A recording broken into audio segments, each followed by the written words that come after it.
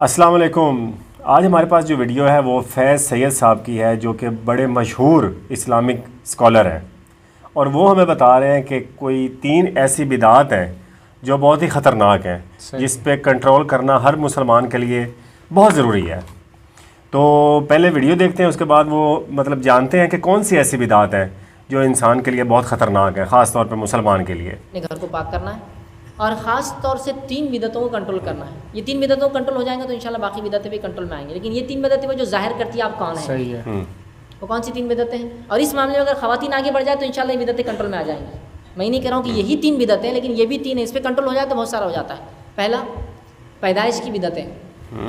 इंसान पैदा होता है, हम कितनी बिदतें करते हैं सुन्नत छोड़ के। सुन्नत है 7वें दिन अकीक़ा करना, उसके बाल तराशना, उसका अच्छा सा नाम रखना और उसके बालों के वज़न के बराबर सोने या चांदी या रकम तकसीम करना। और सहाबा से एक अमल मिलता है कि जो सर के बाल निकाल देते, सर मूंद देते हैं, तो उस पर दूध में ज़ाफ़रान मिला कर लगाना, ये काम करना है।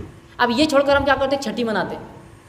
7वें से एक दिन पहले छठी की है, आइए दावत है आपको। लड़की है तो छोटे छोटे खिलौने लाते, लड़का है तो छोटी छोटी चीज़ें लाते, क्यों लाते वल्लाह वालम, कैसा अजीब अकीदा है। नहीं बोले लड़की है इसको जहेज़ देना है, जितने छोटे छोटे सामान आएगा, बड़ी होंगी तो उतना बड़ा बड़ा सामान आएगा। छठी में वो लाके देते, जैसा अब तुम अभी से जो है बेटी पराया धन है, तुम्हारे ऊपर बोझ आ गया, अभी से हम मदद कर रहे हैं तुम्हारी हालत। तो लोग चीज़ें लाते, घर की औरतें जमा होती है, वो पता नहीं क्या काजल वाजल निकालती है, घी का काजल, तेल का काजल, यहाँ पीना जा रहा है, अल्लाह आलम क्या ये करेंगे। उसके बाद चिल्ला करेंगे 40वें दिन।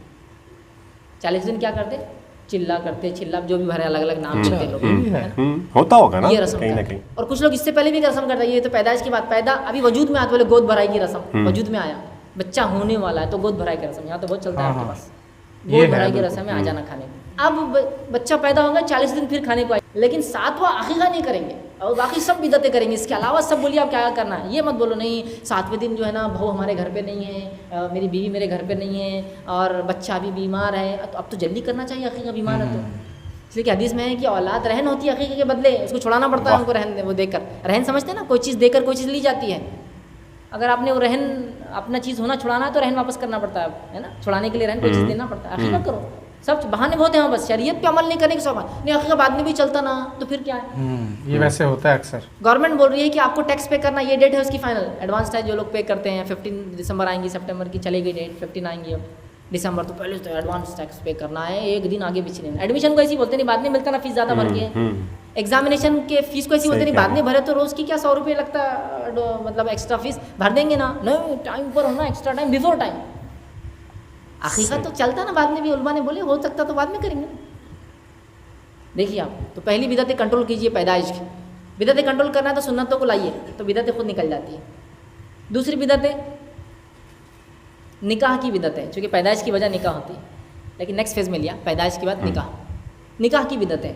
और ये सब बिदतें औरतों को कंट्रोल करना है सबसे पहले। मर्द तो बोल देंगे हाई हो नहीं करेगा चिल्ला चटी, और चुपके से जाके मायके में सब कर लेंगे चिल्ला चटी। अब आप पूछेंगे क्या हुआ, नहीं कुछ भी नहीं हुआ, हमने तो कुरान पढ़े, ये पढ़े, दिन पर चले, कुछ नहीं करा। अरे कुछ नहीं हुआ, नहीं कुछ भी नहीं हुआ।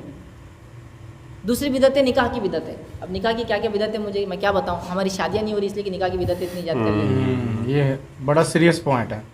शादी तय होने का एक रस्म, तारीख़ का रस्म।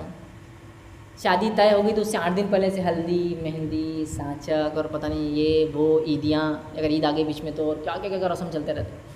उसके बाद शादी हो गई अल्लाह अल्लाह करके, तो फिर पहली जमा की, दूसरी जमा की, तीसरी जमा की, चौथी जमा, चली रहे, अभी रस्म का मामला ख़त्म ही नहीं हो रहा, मतलब बिदतों का मामला ख़त्म हो ही नहीं रहा और बड़े एहतराम से मनाया जा रहा है। नहीं अब दुनिया में है तो ये सब करना पड़ता है। दुनिया में है नहीं का, अगर ये सब करना है तो फिर ठिकाना हम अपना सोच ले क्या बन सकता है। और अगर आखिरत का घर चाहिए तो फिर उसके हिसाब से प्लानिंग करना पड़ेगा। इसी में लगा हुआ है, इसको कंट्रोल करना है। और ये भी औरतें ही कर सकती है, मर्द नहीं कर सकते। एक मर्द बहुत गुस्से में आ जा रहा, कोई शादी में बिदत नहीं होंगी। अब शादी के दिन आप देखेंगे वो बेचारा बाहर घर के बैठा हुआ कुर्सी पे और अंदर से ढोल की आवाज़ आ रही होता है। बोलते रहे हजरत तुम तो बोलते थे ये नहीं करने दूंगा, अरे यार हकाल दी मेरे घर के बाहर तुम कुछ हाँ गालिब आ गए, वो कोई सुन रहा नहीं मेरी। मैंने बोला जाओ जो करना करो, बाहर आके बैठ गया। अब देखिए घर में मर्द आके बोल रहा ये शादी में पूरे रसूमात होंगे, औरतें बोली जाओ तुम हल्दी मेहंदी साचा खेल लो, तुम क्या करना करो। औरतें नहीं कर रही तो मर्द खेलेंगे हल्दी, आएगा मेहंदी, मेहंदी लगाना जायज़ है लेकिन उसका रस्म करना जायज़ है। मर्द जाएंगे सांचक लेके इधर से उधर, उधर से इधर, होगा क्या बताइए आप, खत्म। कंट्रोल, बिदतें कंट्रोल में आ जाएंगी। तो मैं माँ बहनों से अपने गुजारिश करूँगा सबसे पहले आप कीजिए, क्योंकि ये वो बिदतें हैं जिससे आपका अकीदा आपको उन्हें पता चलता है। एक आदमी 100 बातें कर लीजिए किताब और सुन्नत की, उसकी शादी सुन्नत में नहीं है, समझ जाइए क्या है वो। 100 बातों ये वो ऐसा वैसा, और शादी तो पटाखे फोड़ रहे। ये तो मजूसियों की शादी होती पटाखे फोड़कर, मुसलमान शादी नहीं होती पटाखे फोड़कर। आतिशबाजी, आँख को जलाना, ये इस्लाम में खुशी की धार की गली भी नहीं है कोई। सही। आतिशबाजी करना, आँख जलाना, ये मजूसियों का तरीका है, पारसियों का, आँख परस्तों का, जो आँख पर ईमान रखते हैं, नारीमान, जो अल्लाह पे नहीं रखते, वो लोग करते हैं, खुश करने अपने रब को आँख जलाते हैं। फिर काहे का किताब और सुन्नत, फेल हो गए ना आप। अब आप ज़िंदगी भर ऐलान कर रहे हो और किताब और सुन्नत की बात बोलते रहे, इनकी शादी ना ऐसी, चल हाँ, कोई बात नहीं मानेगा आपकी। तो सेकंड चीज़। थर्ड बिदतें कौन सी कंट्रोल करना है, वो है मौत की बिदतें। यहाँ भी पता चल जाता है आप कौन है। जिंदगी भर किताब और सुन्नत बहुत दफना रहे, तो फूल हार चद्दर ये वो हल्दियाँ ले जाके डाल रहे, खबर में जमजम का पानी डाल रहे, ये उड़ा रहे, वो फूक रहे, वो डाल रहे, ये क्या है? नहीं, ये हमारा दफनाने का तरीका ऐसी है। फिर काहे की किताब और सुन्नत की बात ज़िंदगी भर करे आपने कि आपकी मैयत जो होती है वो किताब और सुन्नत के मुताबिक है नहीं। ने डोला ऐसी छूना, औरत है तो काली चद्दर होना, मर्द है तो हरी या लाल चद्दर होना, आयतल कुर्सी लिखी हुई होना, चारों कुल लिखे हुए होना, ये सुन्नत है क्या? आप के ज़माने में इंसान जिस चीज़ से मरता है वही चीज़ पे उठा के ले जाते, दफना के आ जाते लेकर। चार पे मरा, चार पे उठाए ले गए, तदफीन हुई, वापस ला गया चार पे। अगर चादरी ताकत होती तो खरीद के सफ़ेद लाई जाती, ना होती जो कपड़े होती है ओढ़ने की रोज़ की मदरा की चादर, उसमें दफना दिया जाता। 3 होती तो ठीक, ना हो जितनी उड़ा दिया जाता है, खत्म हो गया। यही था, इतना ही सिंपल था। फिर किताब और सुन्नत की बात हो रही है, तो ये बिदतों को हमको कंट्रोल करना है। इसके अलावा महीनेवारी है, इसके अलावा हफ्तेवारी है, वो तो इंशाल्लाह होंगी, लेकिन ये वो बिदतें जिससे हमारा अकीदा हम कौन है पता चलता है, ये काम हमको बहुत ज़रूरी है। यासिर, इस तरह तो पता चलता है कि ख़ास तौर पे जो औरतें हैं ना, अगर वो कंट्रोल कर लें तो काफ़ी सारे मामलात जो हैं वो हमारे सेट हो सकते हैं। लेकिन इन्होंने पैदाइश से मरने तक जो मेन जो हमारे इवेंट्स हैं, मोटे मोटी जो बातें हैं, जो हम बिदात मोटी मोटी करते हैं वो बताया डिस्कस गया। कर दी हैं। हाँ, बहुत अच्छे तरीके से बताया है। बिल्कुल ऐसे ही है, बेहतरीन तरीके से उन्होंने डिटेल के साथ समझाया कि कौन सी वो मोटी मोटी बिदात हैं जो हम अक्सर करते हैं सारी ज़िंदगी में। तो वो तो खैर एक लंबी लिस्ट है। हाँ। डिटेल से अगर डिस्कस करना शुरू हो जाए तो फिर एंड ही नहीं। ये इन्होंने 3 पॉइंट्स कवर किए हैं ना, एक पैदाइश, एक शादी और एक मौत। ये 3 चीज़ें तो तकरीबन हर बंदे की ज़िंदगी में आती हैं। हाँ, और यासिर हमारे यहाँ मतलब ना एक मौत के ऊपर ख़ास तौर पे मैंने देखा है, ज़्यादातर जो देहाती इलाके हैं वहाँ पे मेरे ख्याल में इतना खर्चा शादी पे नहीं होता जितना मौत पे होता है। बिल्कुल, क्योंकि हर रोज़ खाने पकते हैं, हर रोज़ मेहमान आते हैं, और मेरे ख्याल में यासिर वो इतना एक पैसा लगा देते हैं ना कि बाद में कुछ ऐसे लोग भी होते हैं जिनके हालात तंग हो जाते हैं। बिल्कुल ऐसे ही मेरा एक दोस्त है, उनकी पिछले दिनों में कोई आंटी उनका इंतकाल हो गया। अच्छा, वो ऐसे रसूमात में पड़े हुए हैं सिर्फ नाक बचाने के लिए कि वो मुझे बता रहा था कि डेली बेस पे उनके घर पे मेहमान आते हैं और उनके लिए एक नहीं 6-6 देगे 7-7 देगे पक रही हैं, देख लें। और वो बेचारा बिल्कुल जॉब होल्डर आदमी है। हाँ, वो कैसे मैनेज करेगा? पर्सन वो मैनेज नहीं कर पा रहा था। तो मेरे सामने बेचारा ना बैठा, लिटरली वो रो रहा था। वो कह रहा था कि यार ये फजूल की रसूमात हैं, और पंजाबी में वो कह रहा था हमारे गांठें फिट हुई हैं। बिल्कुल ऐसे ही है। तो और कहते हैं कि अगर हम ना करें ना तो बरादरी वाले नहीं हमें छोड़ते।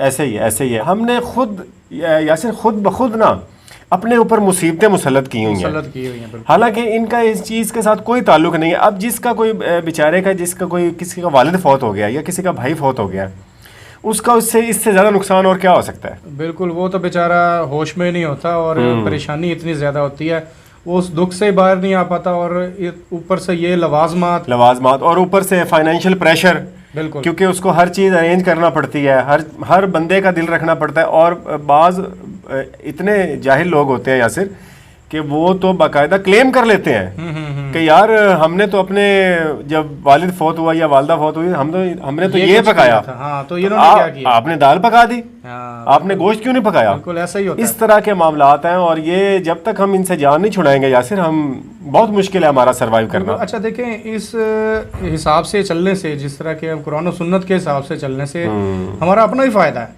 अब जिंदगी आसान भी हो जाएगी और आपके जो फाइनेंशियल मसाइल हैं जी वो भी हल हो जाएंगे और मामलात भी हो जाएंगे बड़े सिंपली। और देखें, जो सबसे बड़ा फायदा होगा और जो सबसे बड़ा हम नुकसान बचाएंगे वो ये होंगे कि आखिरत की जो हमारी ज़िंदगी है वो कामयाब हो जाएगी। बिल्कुल ऐसा ही है। अब जैसे हमारी शादी देख लें यासिर, ये तकरीबन यासिर 70-80% जो हमारे खर्चे हैं ना वो फजूल रसूमात पे हैं। बिल्कुल ऐसा ही है। और उन पैसों को अगर हम किसी नेक काम में लगाएं ना, तो यकीन करें हमें बड़े दुखते हैं बिल्कुल कि यार 2 लाख रुपया ना फलानी जगह पे ना एक मस्जिद बन रही है, मैं दे बैठा हूँ।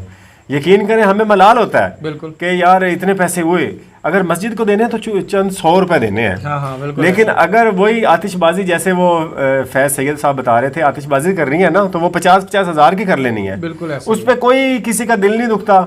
और ढोल वाले आ रहे हैं, उनके ऊपर लोग पैसे निछावर कर रहे हैं और किसी को कोई परवाह नहीं होती।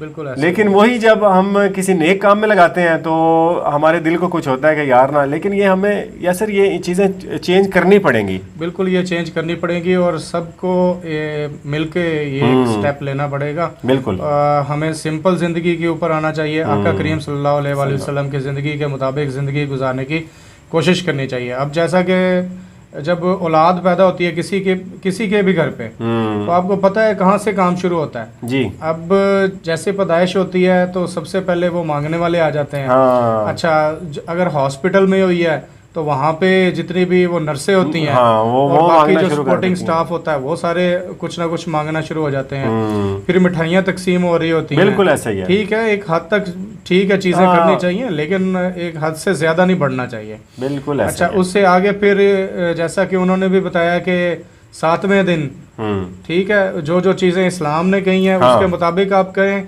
बस वो काफ़ी है। ठीक है, अब बहुत सारी चीज़ें खुद से ही अपने अंदर उन्होंने जोड़ी हुई हैं।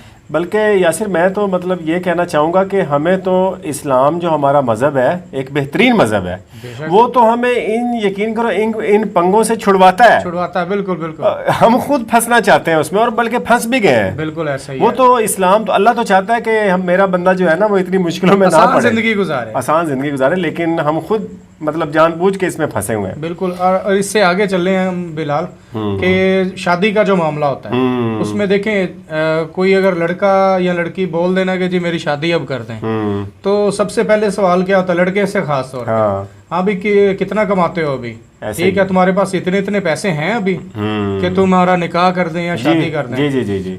अच्छा दूसरी साइड पे हम देखें सहाबा कराम का दौर, तो उसमें बिल्कुल सिंपल चीज़ होती थी, जो भी रिश्ता अच्छा होता था मोतबर लोग रिश्ता मांगने चले जाते थे, दीन के हवाले से जो अच्छा होता था बिल्कुल सिंपल, उसको वो रिश्ता दे देते थे। अच्छा, और वो सिंपल वो जो है ना वो निकाह होता था। ठीक है, अगले दिन खाना शाना वो खिला देते थे अपनी इस्तात के मुताबिक, वो एक किस्म का ऐलान होता था कि इससे मेरा निकाह हो गया, दैट्स इट। बिल्कुल इसी तरह अगर कोई फोत हो जाता था तो सिंपल ये होता था कि वो जिस कपड़े में होते थे उसी में दफना देते थे। ऐसे ही है। अच्छा अब क्या होता है, अब फजूल के साथ रसूमात भी ऐड है। और वो कहते हैं कि जी अगर फर्ज करें कोई अमीर फोत हुआ है ना तो उसका शयाना शान किस्म का जनाजा होना चाहिए, ठीक है, कफन इस तरह का होना चाहिए वहाँ। उसके बाद उसका जो खाना शाना चल रहा होता है वो बिल्कुल बेहतरीन किस्म का होना चाहिए। मतलब ये सारी चीज़ें हमने ना फजूल के अपने साथ जोड़ी हुई। लेकिन यासिर शान का तो पता चलेगा उसकी कब्र में जाके वो कितनी एक शान वाला है, ये तो वो तो उसके अमाल के ऊपर डिपेंड करता है ना। तो ठीक है जी, जब तक हम मतलब इन रसूमात को छोड़ेंगे नहीं और अपने दीन की कही हुई बातों पे अमल नहीं करेंगे तो हमारा सरवाइव करना बहुत मुश्किल हो जाएगा और आगे का हिसाब तो फिर बहुत टफ होगा। ये थी आज की वीडियो जी। अगर आप चैनल पे नए हैं तो इसको सब्सक्राइब लाजमी करें। वीडियो देखने का बहुत शुक्रिया। अल्लाह हाफिज़।